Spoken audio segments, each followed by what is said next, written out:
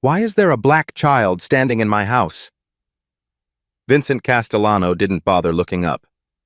Sir, I'm so sorry, my daughter. The school suspended her. I pay you $19 an hour to scrub my toilets, not to bring your kind into my home. Denise lowered her head. Yes, sir. Evelyn laughed from the doorway. Let me see her. Is she why you people can't afford daycare? She tilted her head. Why won't she look at me? Stupid or just defective? She's just different, ma'am. Different. The polite word for slow. Harmony said nothing. She was counting. 3 daily visits. Teddy bear touched twice. Seizures every 72 hours. Down the hall, monitors screamed. He's dying. 6 hours left. 12 doctors had failed. The only one who saw the pattern was the black cleaning lady's defective daughter. But who listens to a whisper from someone who isn't even allowed through the front door? 2 worlds existed inside that $34 million penthouse. They had coexisted for 4 years without ever truly touching. The first world belonged to Vincent Castellano. 8,400 square feet of Italian marble, Renaissance art, and hand-carved mahogany.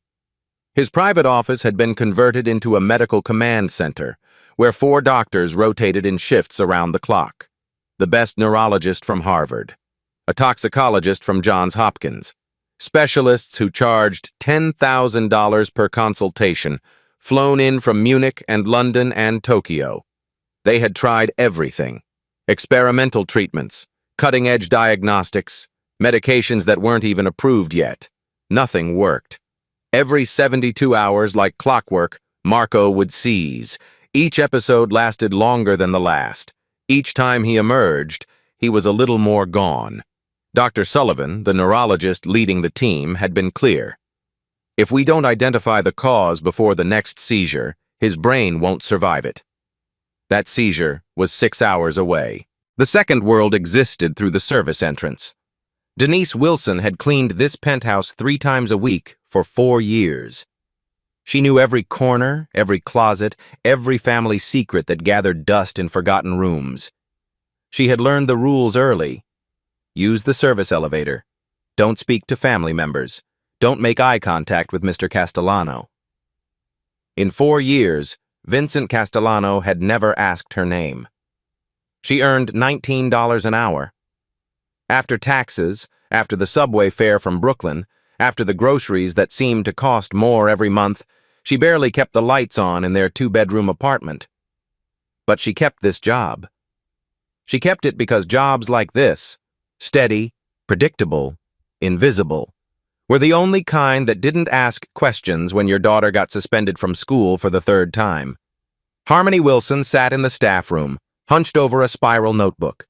She was 11 years old, small for her age. She wore her hair in 2 tight braids that her mother had done that morning, and she hadn't looked up from her notebook in 3 hours.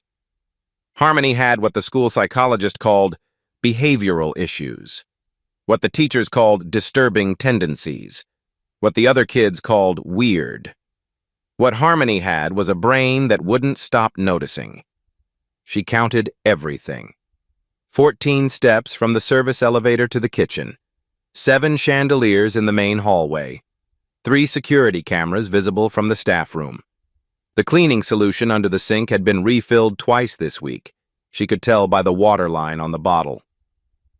Most people's brains filtered out the unimportant details. Harmony's brain didn't have that filter. Everything came in at full volume all the time. Right now, she was recording observations about the stepmother. Evelyn Castellano visited Marco's room 3 times per day, 7:03 in the morning, 3:01 in the afternoon. In 10:58 at night, she stayed exactly 51 to 53 minutes each visit. Harmony had written down every single one, 243 data points over 3 days, and something about those numbers made her skin itch. The stepmother always brought the same thing, a brown teddy bear named Bruno, 14 inches tall, hand-stitched in Italy. Marco held it when he slept, or what passed for sleep these days. Evelyn always did the same things in the same order. Kiss Marco's forehead, Adjust the teddy bear so it pressed against his chest. Hold his hand. Cry for 2 to 3 minutes. Adjust the teddy bear again. That was the part that bothered Harmony. The teddy bear was the only thing Evelyn touched twice, every visit, without exception. Harmony had watched a doctor walk right past her mother that morning. He hadn't even glanced in Denise's direction. It was like she was furniture, like she was part of the wall. A security guard had stopped Harmony in the hallway earlier. "Whose kid is this?" he'd asked, looking at her like she was something that had crawled in through the garbage chute. Her mother had hurried over, apologizing, pulling Harmony back toward the staff room. "Don't look at them," Denise had whispered. "Don't say anything. We're invisible here, baby. That's how we keep this job." Invisible. Harmony understood the word. She understood the math of it. $19 times 24 hours times 3 days equaled survival. What she didn't understand was why invisible people weren't allowed to see things. Because she had seen something. Something in the pattern. Something that made her brain itch like a puzzle piece that didn't fit. She just didn't know what to do about it yet. Denise Wilson had cleaned this penthouse for 4 years. Not once had anyone asked her name. Tonight, her daughter would make them remember it. Harmony's notebook was filling up. Page after page of numbers, times, observations. She had created a chart mapping Evelyn's visit times against Marco's medical events. The correlation was impossible to ignore, at least impossible for a brain like hers. The seizures always started 8 to 12 hours after Evelyn's 11 p.m. visit. Always. Marco's heart rate increased approximately 24 minutes after physical contact with the teddy bear. Not dramatically, just 3 or 4 beats per minute. Enough that Harmony noticed it on the monitor when she snuck glances through the doorway. No one else seemed to see it, but then again, no one else was looking. "Why do you do this?" her mother had asked once, months ago. "Why can't you just not see things?" Harmony hadn't known how to answer. Her brain didn't come with an off switch. When she was 4 years old, she'd told her grandmother that something was wrong with her words. "Your talking is getting slower, Grandma. 0.3 seconds more every day." Her grandmother had patted her head and called her imaginative. 3 days later, Grandma had a stroke. When Harmony was 7, she'd figured out which kid in her class was stealing lunches from backpacks. The pattern was obvious. He always arrived exactly 4 minutes early on the days things went missing. She told the teacher. The teacher called her mother. The principal used words like accusatory and antisocial. The thief was caught a month later. No one apologized to Harmony. When she was 9, she'd told her teacher that the class hamster was going to die in 2 weeks. She could see it in the way the animal moved, tiny hesitations, an asymmetry in its gait that got worse by 0.2 millimeters each day. The teacher called her morbid. The hamster died 12 days later. Harmony had learned something important from these experiences. Being right didn't protect you. Sometimes being right made everything worse. "Those people are not our people," her mother had told her more than once. "They don't see us. They don't want to see us. We clean, we leave, we don't talk." But Harmony couldn't stop seeing. She stood in the staff room doorway, listening to the doctors argue in the hallway.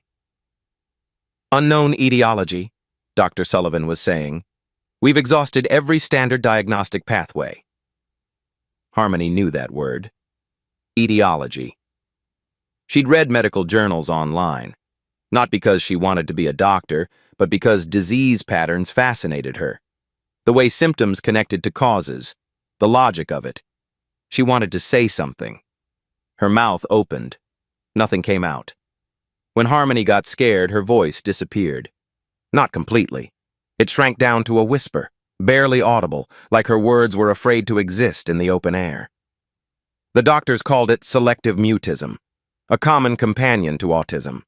Her mother called it the sound of a girl who had learned that speaking up only brought pain. At 7 years old, a teacher had screamed at Harmony in front of the whole class for saying weird things. Since that day, her voice had lived in her throat like a frightened animal, refusing to come out when she needed it most. She started rocking slightly. Her hand found the notebook, tapping it 3 times. 1, 2, 3. Her self-soothing ritual. One of the doctors glanced over. His eyes passed right through her, like she was made of glass. Of course. The black cleaning lady's weird kid. Not worth noticing. Not worth a second of their Harvard-educated attention. Harmony closed her mouth, went back to her notebook. Evelyn Castellano walked past the staff room at that moment, heading toward Marco's room for her 3 p.m. visit. She glanced in. For half a second, exactly half a second, Harmony counted, their eyes met. And in that half second, something in Evelyn's smile shifted. It was still a smile. The same perfect, loving stepmother smile she always wore. But for that brief instant, it didn't reach her eyes. There was something underneath, something cold, something calculating. Then Evelyn looked away, and the warmth was back, and she continued down the hall as if nothing had happened. Harmony's pen moved across the page. 3 p.m. visit. Eye contact made. Smile did not reach eyes. Duration of anomaly, 0.5 seconds. She didn't know what it meant yet, but she knew it meant something. Harmony knew what she knew. But every time she'd spoken the truth, the world had punished her for it. 4:32 in the morning. Harmony couldn't sleep. The numbers kept spinning in her head, refusing to settle into a pattern she could understand. She lay on the small cot in the staff room, staring at the ceiling, counting the tiles. 62 tiles. She'd counted them 4 times, to be sure. Her mother was somewhere in the penthouse, doing the overnight cleaning shift. The hallways were quiet. The doctors were quiet. Even the machines monitoring Marco seemed to beep more softly in the dark hours. 90 minutes until the predicted seizure. She got up. She knew she shouldn't. She knew the rules. Stay in the staff room, stay invisible, stay quiet. But her brain wouldn't stop itching, and the only way to scratch it was to look closer. The medical command center was dimly lit. Dr. Brennan sat at a workstation reviewing charts. She was the toxicologist, the one who was supposed to find poisons. Harmony approached. She tried to speak in a normal voice. What came out was barely above a whisper. "Excuse me." Dr. Brennan looked up, startled. Her eyes took in Harmony. The braids, the oversized sweater, the spiral notebook clutched like a shield. "Sweetie, you shouldn't be here. Where's your mother?" "I noticed something," Harmony whispered. "About the pattern. The seizures happen 8 to 12 hours after the evening visit. Every time. I have 243 data points."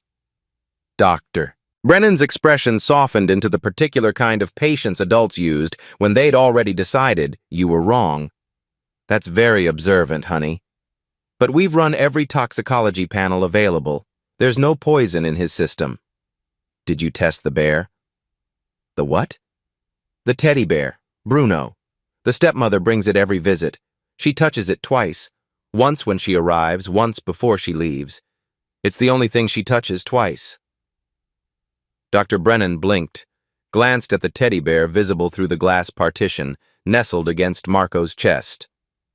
"Honey, we test blood, urine, hair samples. Personal items aren't part of diagnostic protocols." "But what if the poison isn't in him yet? What if it's on the bear? What if it absorbs through his skin while he sleeps with it?" For a moment, just a moment, something flickered in Dr. Brennan's eyes. A question, a hesitation. Then she turned to the nurse beside her. "Whose kid is this? Why is she in the medical area?" "The cleaning lady's daughter. I'll have security escort her out." Harmony's chest tightened. Her voice shrank even smaller. "Please, just test the bear. Please." Dr. Brennan patted her shoulder. "Go back to your mother, sweetheart. Let the doctors handle this." 5:15 a.m. Harmony stood outside Marco's room. The door was open a crack. The security guard had stepped away, bathroom break probably. She had maybe 2 minutes. She slipped inside. Marco lay motionless, surrounded by machines. The heart monitor beeped steadily. 139 beats per minute now, slightly elevated from baseline. 6 IV bags dripped their contents into his veins. His skin was pale, almost gray, except for a slight reddish flush where the teddy bear pressed against his chest. Harmony leaned closer to the bear. She didn't touch it. She knew better than that. But she brought her face close enough to smell. There it was. Faint. Chemical. Like the cleaning solution Evelyn used in the bathroom, but different. Sweeter. With a strange undertone that made Harmony's nose wrinkle. She'd smelled something like this before, in her obsessive reading about patterns of crime. Scopolamine. The devil's breath. A drug that could be absorbed through skin, that could cause confusion, seizures, organ failure. She leaned closer to Marco's ear. When Harmony was scared, she could only whisper. But maybe that was okay. Maybe whispers could reach places that shouts couldn't. "I know what's hurting you," she breathed. "The bear isn't your friend. I'm going to help you." The heart monitor changed. 139, 138, 137, 136, 3 beats per minute. His heart rate had dropped 3 beats per minute in response to her voice. Like he'd heard her. Like somewhere in that damaged brain, he was waiting for someone to notice. "Hey!" The security guard stood in the doorway. Harmony froze. Eye contact was impossible. Words were impossible. She stood there, trapped in her own body, unable to explain. "What are you doing in here? This is a restricted area." Her mother appeared behind the guard, face twisted with fear. "Harmony! I told you to stay in the back!" The guard spoke into his radio. "We got an intruder in the patient's room. The cleaning lady's kid." Intruder. Like she was a threat. Like she was the danger here. "I'm so sorry," Denise was saying, pulling Harmony toward the door. "It won't happen again. She's just curious. She didn't mean any harm." The guard looked at Denise with barely concealed contempt. "You people are lucky Mr. Castellano is too distracted to deal with this. One more incident and you're gone. Both of you." In the hallway, Denise gripped Harmony's shoulders. Her hands were trembling. "Baby, please, not now, not here. I can't lose this job. Mama, the bear is wrong." The words came out in a desperate whisper. "The bear is making him sick. I can smell it. It smells like scopolamine." "Harmony, but he's going to die. He's going to die, and they won't listen. And I know what's wrong, but nobody will listen to me." A movement at the end of the hallway. Evelyn Castellano stood there, watching them. She was too far away to have heard Harmony's whisper, but her eyes were fixed on the girl, and there was nothing warm in them now. Nothing warm at all. Harmony had whispered to a dying boy. Now she had 90 minutes to make someone else listen. 5:45 in the morning. The staff room was cold. Harmony sat on the cot, knees pulled to her chest, rocking slightly. Her notebook lay open beside her. 243 observations staring up at the ceiling. Denise sat across from her, exhausted, afraid, trying to understand. "Why do you do this?" she asked softly. "Why can't you just not see things?" Harmony was quiet for a long moment. When she finally spoke, her voice was barely a thread of sound. "My brain doesn't have a filter, Mama. Everything comes in, all the time. I can't not see. I tried. I tried for years. It doesn't stop. But every time you say something, every time you notice something, it ends badly. The neighbor's dog, the kid at school, the hamster. I was right about all of them. I know, baby. I know you were. But being right doesn't matter if nobody believes you." Harmony looked down at her hands. "At school, they say I'm broken. They say my brain doesn't work right." Denise moved to sit beside her daughter. She took Harmony's hands in her own. Work-roughened hands, hands that had scrubbed floors and toilets and other people's messes for 15 years. "When you were 7, Denise said quietly, your teacher screamed at you in front of the whole class. Do you remember? Harmony nodded. She remembered everything. That was part of the problem. After that day, your voice started disappearing. The doctors called it selective mutism. They said it was connected to your autism, that it happens sometimes when there's trauma. I know what it's called. But I know what it really is. Denise squeezed her hands. It's not a defect, baby. It's your heart trying to protect you. You learned that speaking up brings pain, so your voice hides when you're scared. That's not broken. That's survival. Harmony was quiet. The world isn't ready for a brain like yours, Denise continued. They see a black girl who can't look them in the eye, who whispers instead of talks, who notices things they don't want noticed, and they call that broken. But I'm not. No, baby. You're not broken. You're just tuned to a different frequency. Harmony looked at her notebook. 243 data points. Charts. Correlations. A pattern that no one else could see. If I'm right, she whispered, and we don't try, a boy dies. He's 12 years old, Mama. He's 12, just like me.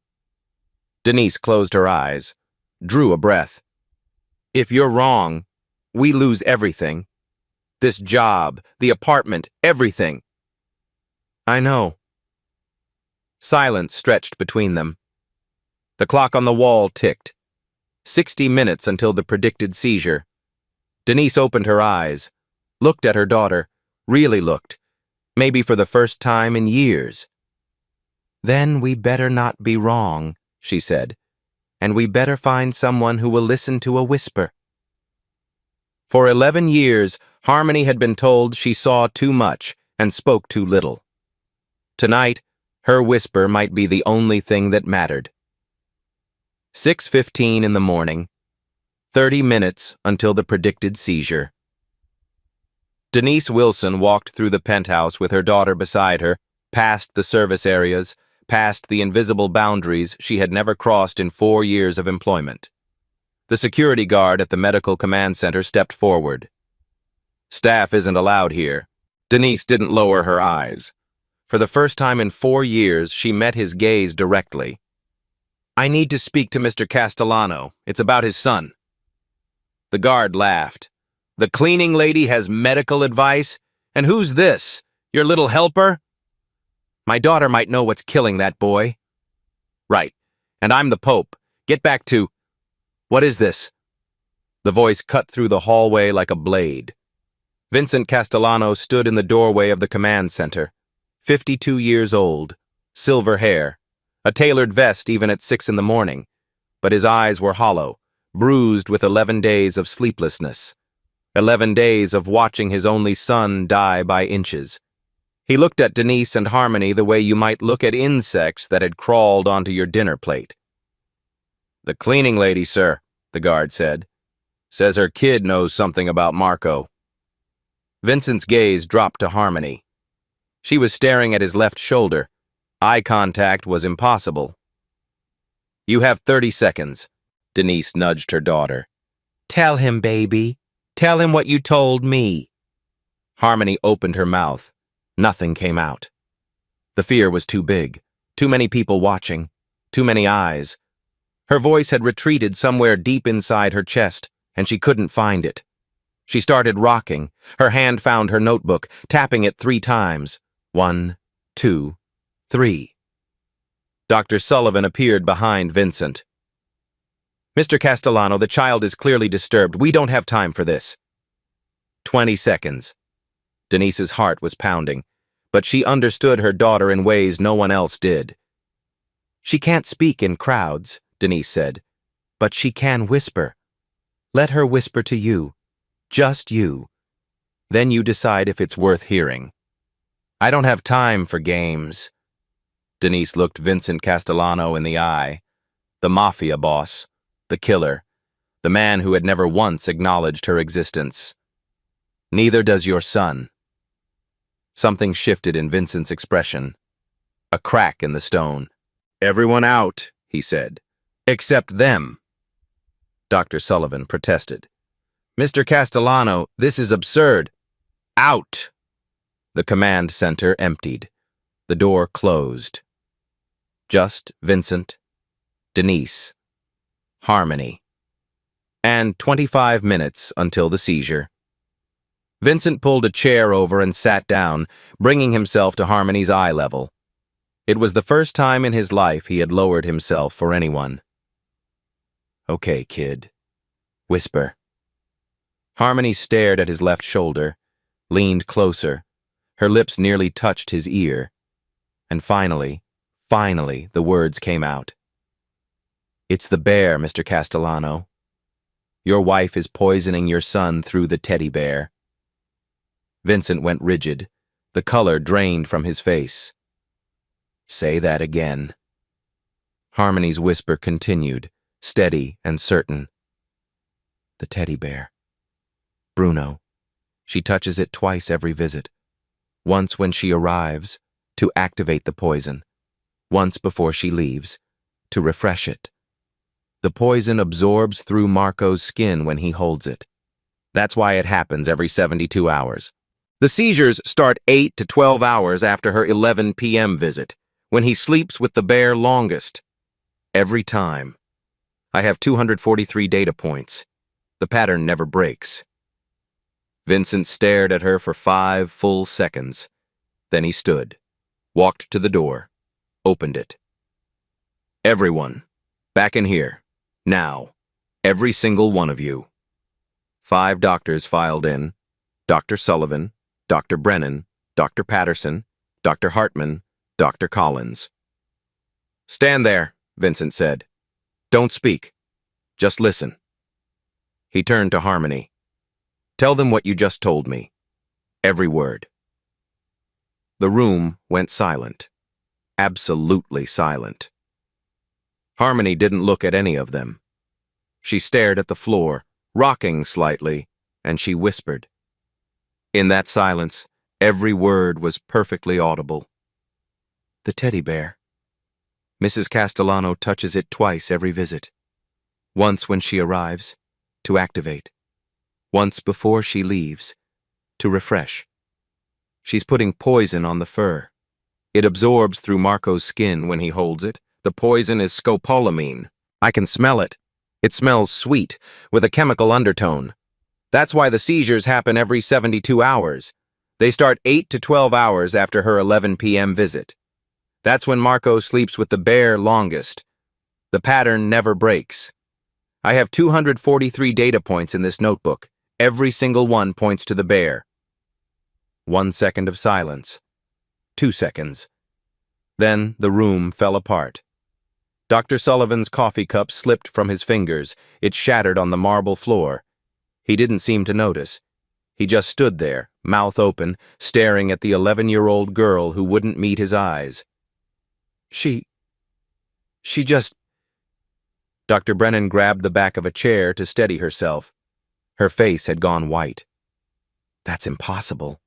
We tested for scopolamine. The blood panel was negative. Harmony kept whispering, still staring at the floor. You tested his blood, not the bear. The bear is the source. Scopolamine is fat-soluble. It accumulates in fatty tissue before showing up in blood. By the time it reaches detectable levels in blood, the damage is already catastrophic.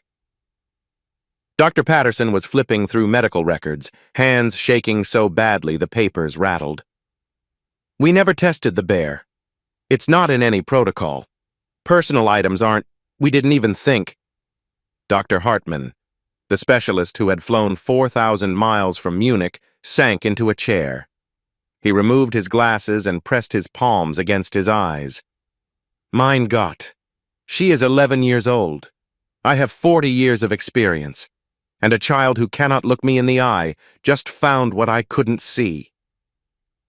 Dr. Collins, the one who had dismissed Harmony just hours earlier, stood frozen, his face flushing crimson with shame. This morning, he said hoarsely. She came to me this morning. She asked about the bear, and I told her to go back to her mother. I called her disturbed. Dr. Sullivan's voice cracked. I've handled 832 cases in my career, 30 years. Harvard, Yale. Never, never has a child seen what I missed. Vincent cut through the chaos. Test the bear. Now! Dr. Brennan moved toward Marco's room to retrieve the teddy bear. 52 minutes later, she returned. Her face was gray. Her hands trembled as she held the report. The bear's stuffing contains concentrated scopolamine derivatives, she said, her voice barely steady. Combined with DMSO, dimethyl sulfoxide, as a transdermal carrier. The combination allows the toxin to absorb directly through skin contact. She swallowed. The dosage is precise. Medical grade precise. This wasn't contamination. This was deliberate. Dr. Sullivan sat down heavily. She was right. The girl was right. Every single word. The door opened. Evelyn Castellano walked in, smiling, carrying a gift bag. Vincent, darling, what's happening? Why is everyone... She spotted Harmony. Why is the cleaning lady's daughter here? Vincent turned to face his wife. Where did you get that teddy bear, Evelyn? Bruno.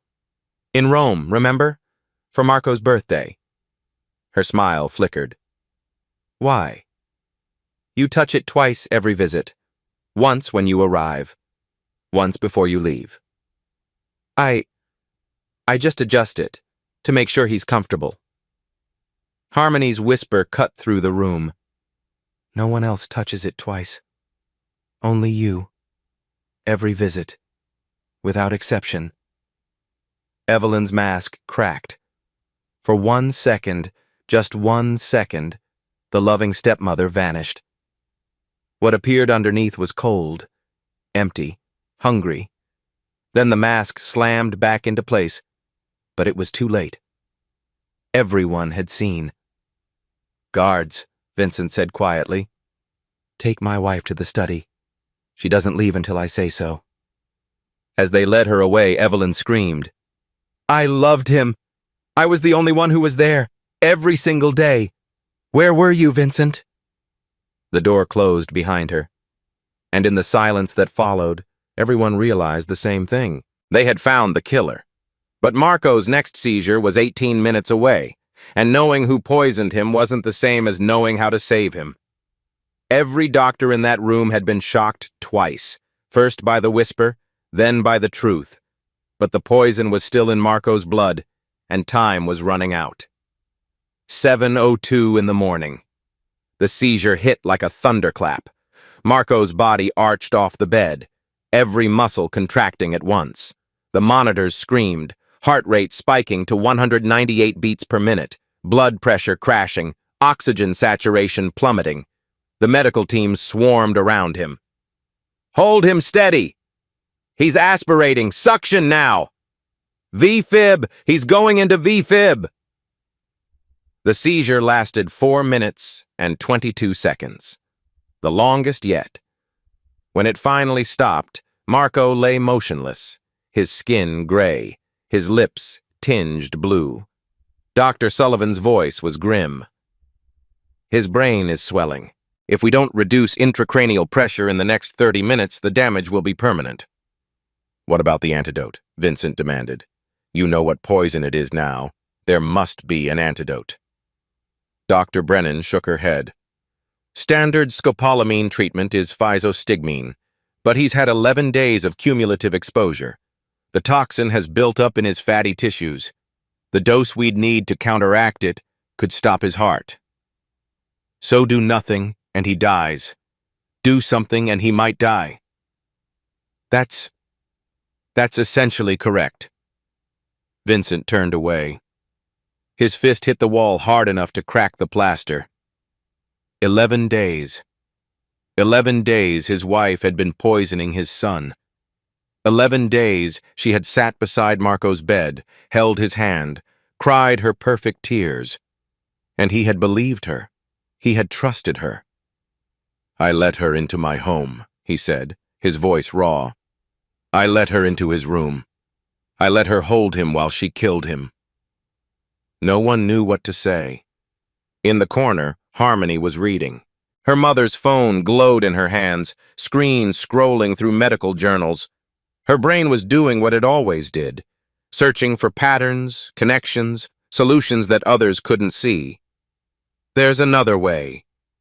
Her whisper was so soft that at first no one heard. Denise heard. She touched Dr. Brennan's arm. My daughter says there's another way. Dr. Sullivan turned, frustration evident. We're not taking treatment advice from a child. Not again. Vincent's voice cracked like a whip. That child just found what 12 specialists couldn't. That child just exposed my wife as a murderer. If she has something to say, you're going to listen. Harmony kept her eyes on the phone, whispering. Denise translated, her voice steady. Lipid emulsion therapy. It's normally used for anesthesia overdoses, but the mechanism works for any fat-soluble toxin. The fat molecules create what's called a lipid sink. They bind to the poison in the tissues and pull it into the bloodstream, where it can be filtered out by the kidneys. Dr. Brennan grabbed her own phone, searching. Her eyes widened. She's right. There's a Johns Hopkins paper from 2021. It's experimental, never been tried specifically for scopolamine, but the chemistry is sound. The lipid molecules would theoretically attract the drug out of his fatty tissues. Theoretically? It's never been done before, not for this. Vincent looked at his son. Gray-skinned, barely breathing. 18 minutes from permanent brain damage. Do it. Mr. Castellano, I have to be clear. This is experimental, untested. If it doesn't work, if you don't try, he dies anyway. Do it. Dr. Brennan hesitated for one more second. Then she started barking orders. I need a 20% lipid emulsion stat. Set up an IV push. We're doing a bolus dose followed by continuous infusion. Monitor his cardiac rhythm constantly. If he goes into VTAC, we defibrillate immediately. The team moved with desperate efficiency. Within 3 minutes, the IV was set. The white, milky lipid solution began flowing into Marco's veins. Harmony watched through the glass, still rocking slightly, still counting. She counted the drips. She counted the seconds. She counted her own heartbeats. She had been right about the poison. Now everything depended on whether she was right about the cure. Harmony had been right once. In 20 minutes, they would know if she could be right twice. The first 10 minutes were agonizing. Harmony stood at the glass partition, watching the monitors, counting everything. Heart rate 156, then 152, then 148, then 144, dropping. Slowly, but dropping. He's stabilizing, Dr. Patterson reported, barely believing his own words. Slightly, but he's stabilizing. Dr. Brennan was monitoring the blood work in real time. Scopolamine levels in his blood are actually rising. That sounds bad, but it's exactly what we want. The lipid sink is working. It's pulling the toxin out of his tissues and into his bloodstream where we can filter it. How much does it need to drop? Vincent asked. 60% minimum before we're out of the danger zone. Minute 15. Marco's heart rhythm went wrong. The monitor shrieked. The even beeping dissolved into chaos. VTAC! He's going into ventricular tachycardia! The medical team converged. Dr. Sullivan started chest compressions. Dr. Collins prepared the defibrillator. Charging to 200 joules. Clear! Marco's body jolted. The monitor showed a flat line for one terrible second. Then, beep, beep, beep. Sinus rhythm. Heart rate 142, dropping to 138, then 134. Harmony let out a breath she didn't know she'd been holding. Denise put her arm around her daughter. Don't watch, baby. No. Harmony's whisper was firm. I need to see. I need to know if I was right. She forced herself to watch, to witness, to carry this moment, whatever it became. Minute 20. Blood work's back, Dr. Brennan announced. Scopolamine levels are down 40% from peak. Is that enough? Not yet. We need 60% to be safe. but we're moving in the right direction. Minute 25. Marco's color was changing. The grayish pallor was fading, replaced by something closer to normal flesh tone. His breathing was steadier, deeper. Dr. Sullivan shook his head in disbelief. I've never seen anything like this. Dr. Brennan was staring at Harmony through the glass. Neither have I. And I almost didn't listen. Minute 30. Final blood work, Dr. Brennan said, her voice cracking with emotion. Scopolamine levels are down 65%. Brain swelling is responding to treatment. His vitals are stabilizing across the board. And then, Marco's eyelids fluttered. His fingers twitched. His hand moved, reaching for something beside him, reaching for where the teddy bear used to be, finding nothing.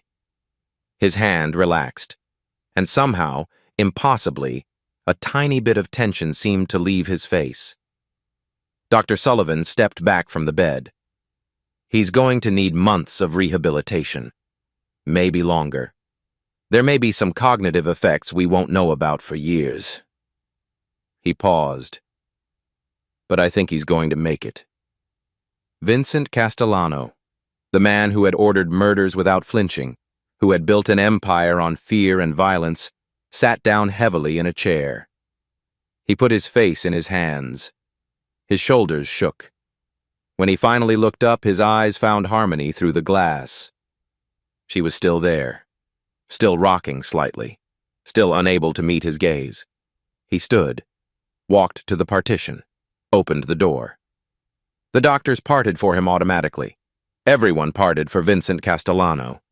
He walked straight to Harmony and knelt down, putting himself at her eye level. I don't know how to thank you. She looked at his shoulder. You don't have to. Marco is awake. That's enough. No, it's not. His voice was rough with emotion. 4 years your mother has worked for me. 4 years. I never knew her name. I never looked at her. I never looked at you. He took a breath.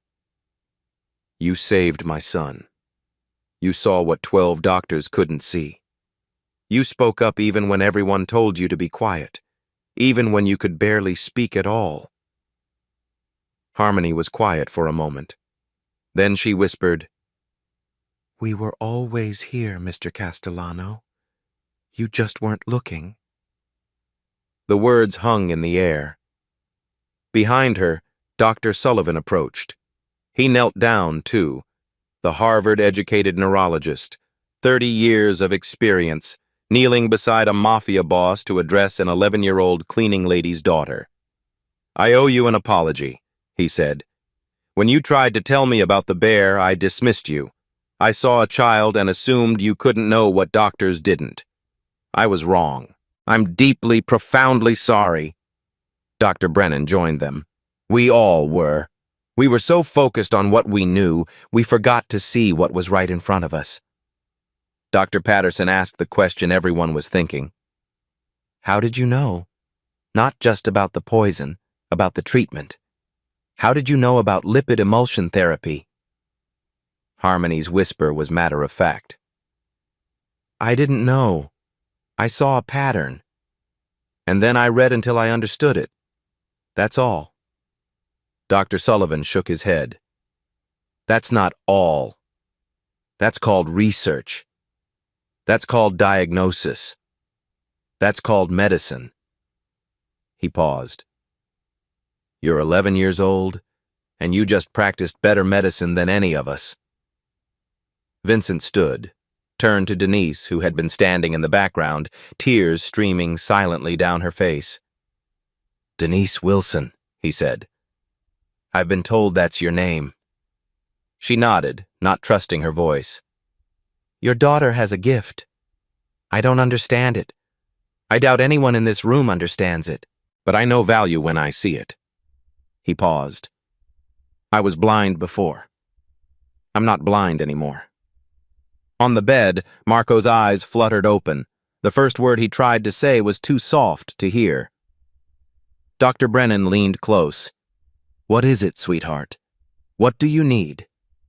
Marco's cracked lips formed a single word. Who? He tried again, fighting through the fog of medication and trauma. Who saved me? Every eye in the room turned to Harmony. She stood there, small and quiet, still rocking slightly, still unable to meet anyone's gaze. But for the first time in her life, she didn't feel invisible. 12 doctors had failed. One girl with a whisper had succeeded. And nothing in that penthouse would ever be the same.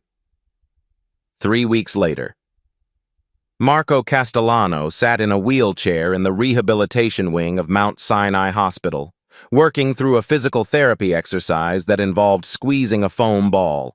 His grip was weak. 11 days of poisoning had taken a toll on his motor control, but it was getting stronger every day. The doctors said full recovery would take 6 to 8 months. There might be some lingering cognitive effects, memory issues, difficulty concentrating.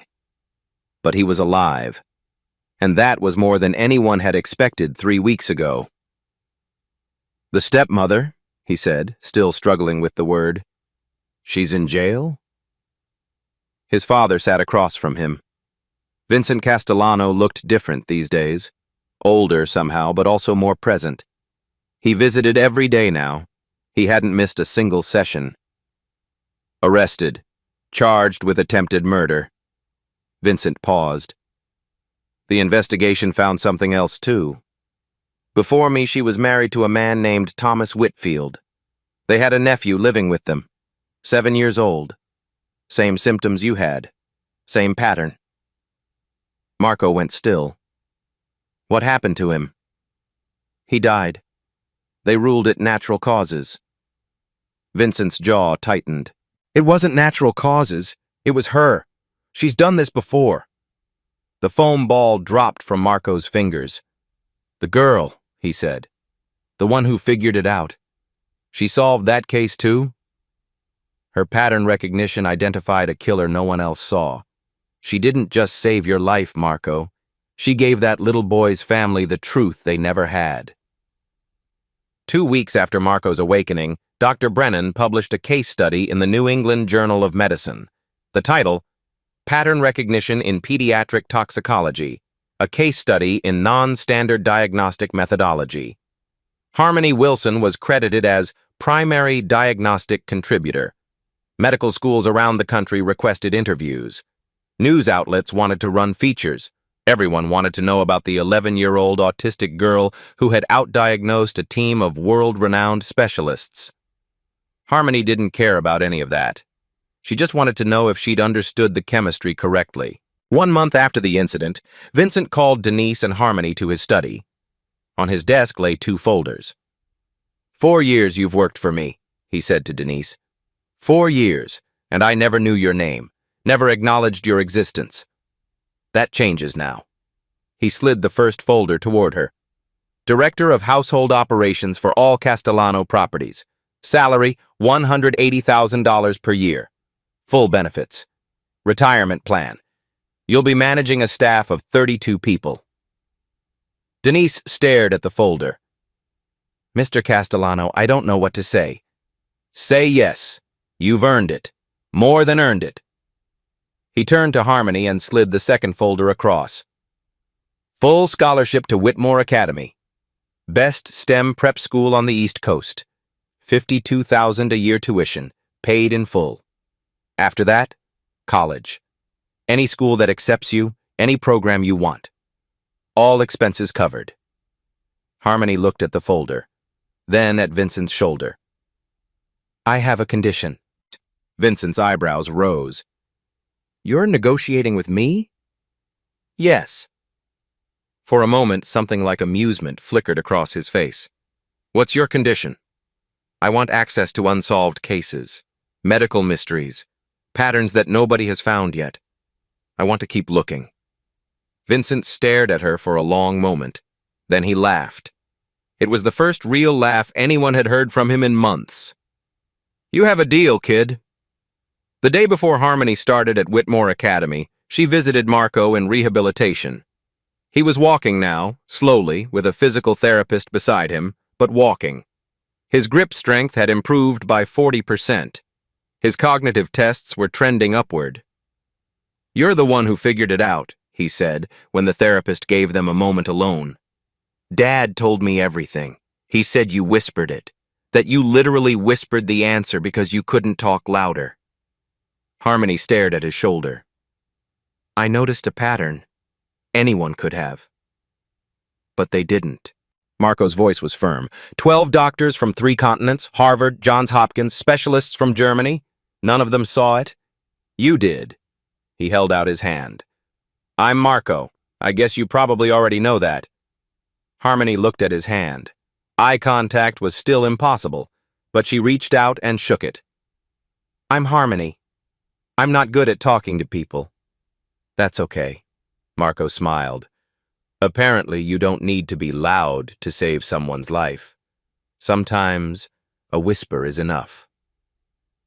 For the first time in a long time, maybe the first time ever, Harmony almost smiled. "I have to go," she whispered. "School starts tomorrow." "Will you visit again?" She considered the question seriously, the way she considered everything. "Yes, I think I will." As she walked out, Marco called after her. "Hey, Harmony?" She paused in the doorway. "Thank you for seeing me when no one else did." She nodded once. Then she was gone. Harmony Wilson walked into that penthouse as the cleaning lady's strange daughter. She walked out as something the world had never bothered to see. Someone worth listening to. 2 months later.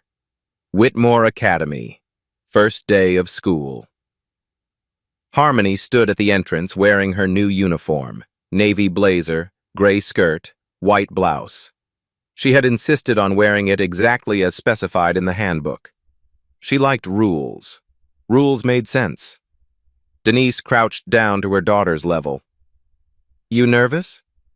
Harmony considered the question. 63% nervous, 37% curious. Denise smiled. "Sounds about right. The other students will think I'm strange." "Probably. They might not want to talk to me." "Maybe not at first. But that's okay." Harmony said it like she was testing the words, seeing if they fit. Being quiet was never the problem. The problem was people who didn't know how to listen. Denise's eyes glistened. "When did you get so wise?" "I'm not wise, I just see patterns." Harmony paused. "And I've seen the pattern of people who succeed. It's not about being loud. It's about being right, and being patient, and waiting for someone to finally pay attention." Denise pulled her daughter into a hug. "Go show them what a whisper can do."